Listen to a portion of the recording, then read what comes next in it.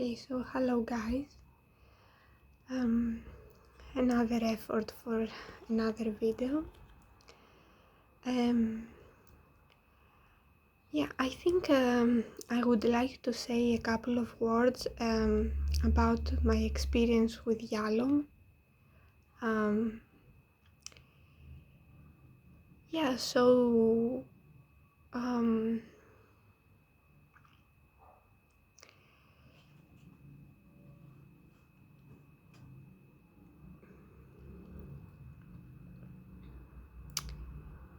yeah, in a way, once again I don't know where to start from. Yeah, one question is like, why would a nobody like me contact somebody so famous?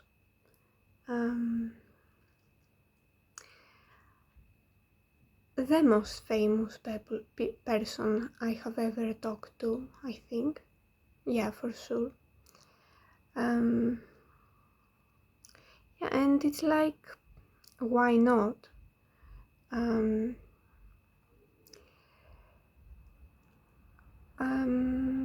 Not exactly just like that, why not? I mean,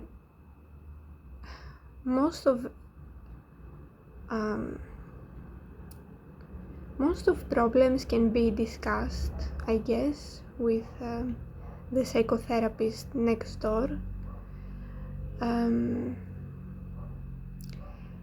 But sometimes when there are some big problems, it's good to ask some big names. This is my opinion. In the same way, like if you have cancer, if you can go to the best doctor you can find, you go.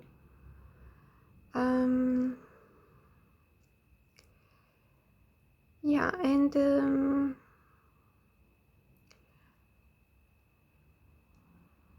I didn't know about him always. I think I first knew about him maybe 2015, 2016, a little bit before 2016. No, I think 2016.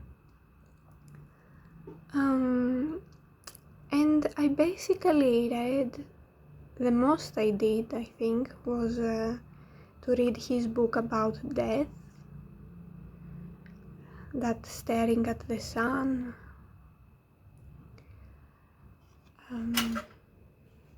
the Garden of Epicurus. It's it's embarrassing if this is not the title. But I don't feel like checking much more right now.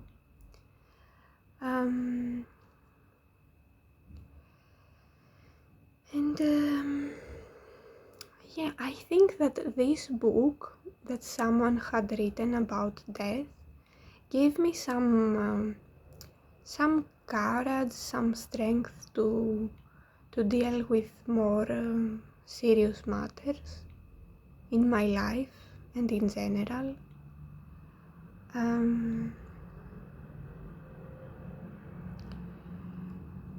Like the crimes side of abuse, more serious crimes.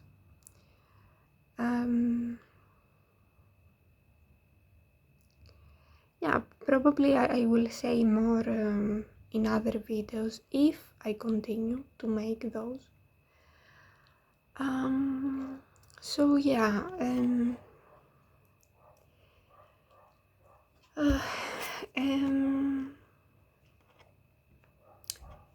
yes, and I think almost 4 years later, I kind of thought that I would be able, in a position probably, to contact him. Once again, it was this situation of getting super anxious about something. What could I do to feel better?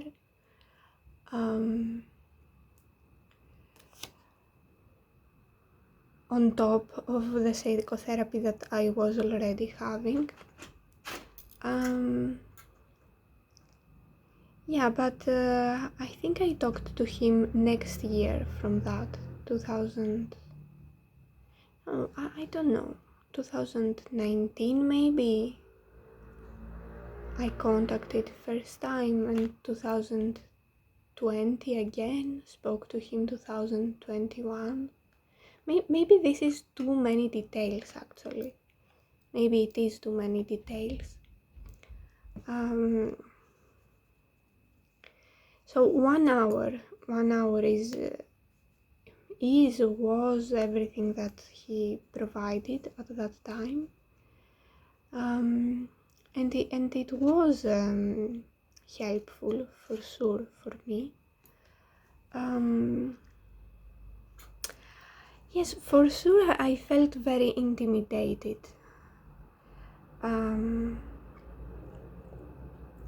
I sent him before some things from my story, some of my writings, but I think I couldn't say specifically what I wanted to talk about, because in a way I was okay in talking about everything, or I was too intimidated to take the decision, maybe to make the decision myself.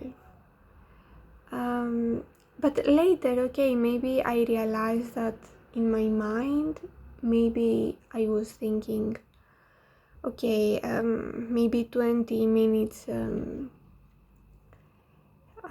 say some things about my story, maybe 20 minutes like more general conversation, ask him some more, I don't know, general questions like for society, philosophical, life and death, something.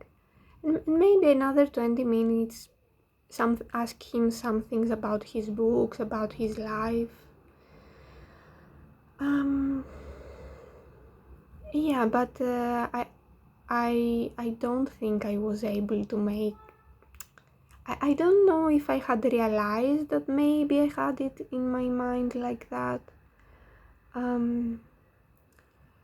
So yeah, so what ended up happening was that all the time, the whole hour, he was very interested in my story,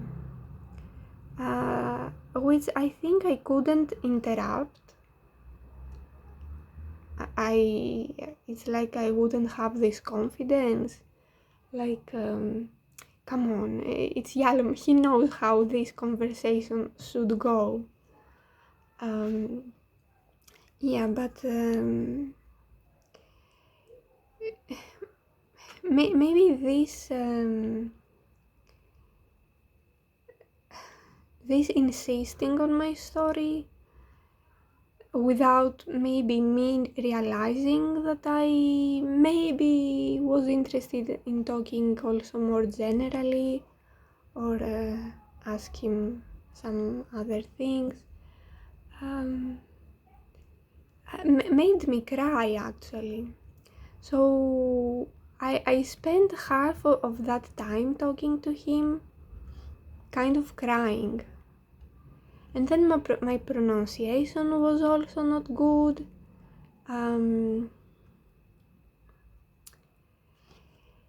So, but you know, in a way that was helpful and useful for me, because I don't have this question like how would my conversation with Yalom would go if I dared to contact him. So it's like I have the conclusion. Yeah, like I know what happened when I talked to Yalom, and for some reason this is somehow important for me.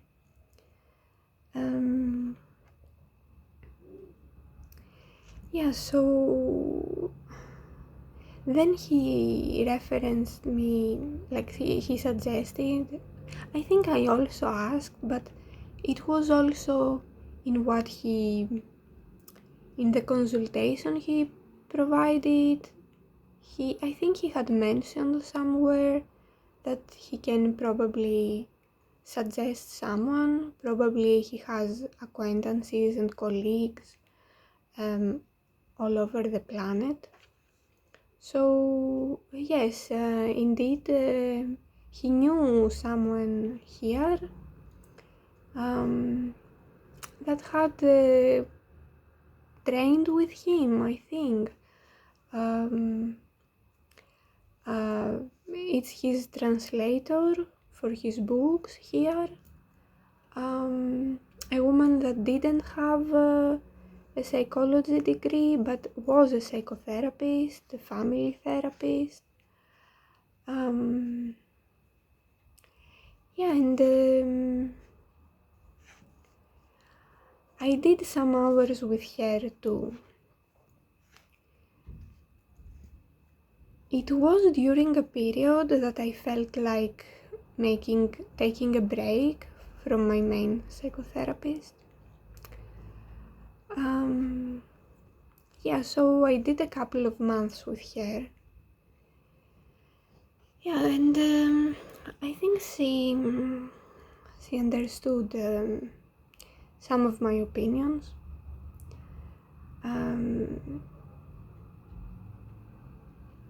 But then again, it was like always money is a problem.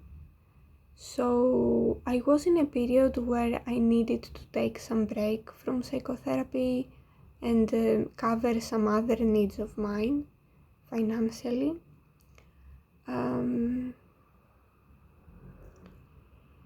Yeah, so also after her, I think I took, I don't know, a 4 or 5 months break in general. And then I decided to return again to my main therapist.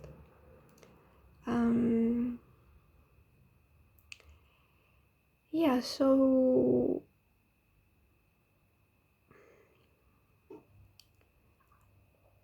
what more to say about this?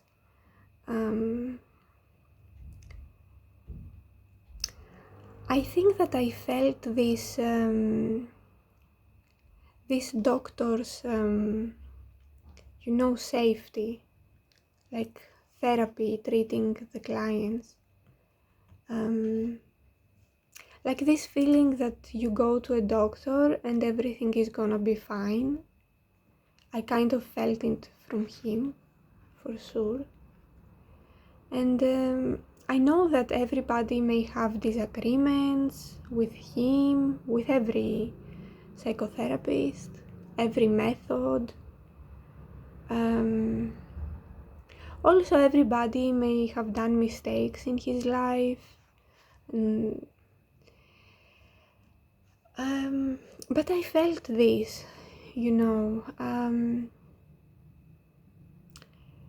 like that thing that I think he has mentioned it inspired him to become a doctor when a doctor in his childhood came to treat his father, and like he felt this feeling coming from the doctor that don't worry, everything is gonna be fine. And yeah, of course, with other doctors I think I have felt, but there was this feeling, from him, that he cared. And we exchanged some emails after that session because I had been crying to almost half of the session, probably a little bit more than half of it. So we exchanged quite many emails, like, I don't know, 15, 20. I could go back read, but I haven't done this. Not for this video, and not lately, I think. So I kind of, he gave me the chance to express what I basically wanted to express through the emails. And he was expecting me, he asked me to come back to him again. after I do some sessions with that colleague he referenced, he suggested to me here, his translator, but I never came back to him. I think I kind of felt more safe to keep this chance, kind of, like to keep this, this chance to talk to him again if I ever need it. Of course, I had already expressed a lot of things, also through the emails, and it was a little bit like I didn't have so much more new stuff to say after those couple of months of sessions, like once per week, with his colleague, his translator. So yes, I kept my opportunity for this last email and I never sent it actually. And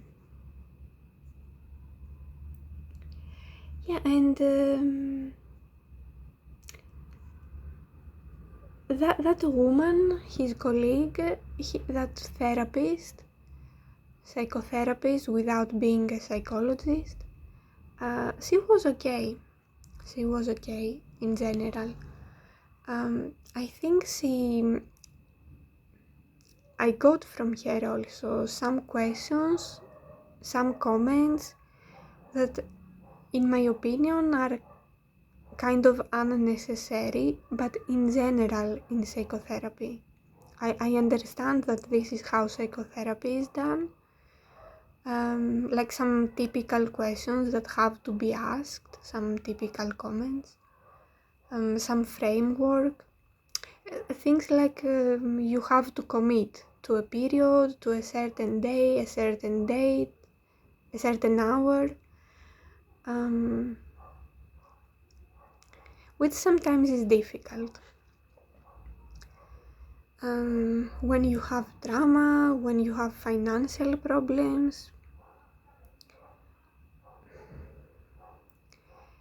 Yeah, and questions and comments that are usual with psychotherapists. But I felt like when I told her at the end, like I have these disagreements, these objections, I felt like she understood my kind of thinking.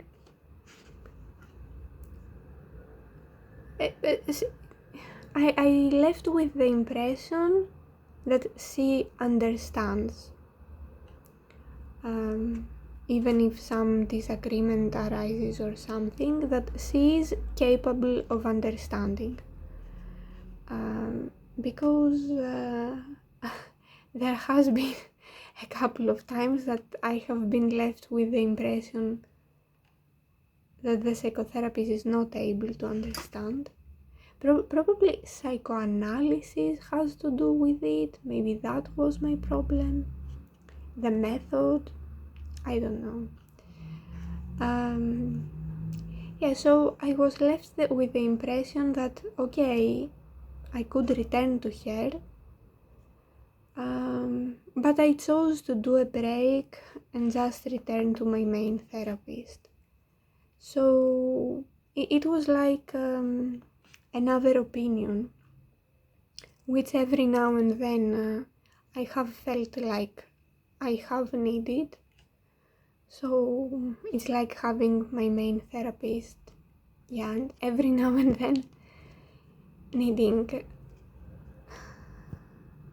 a little bit of something else.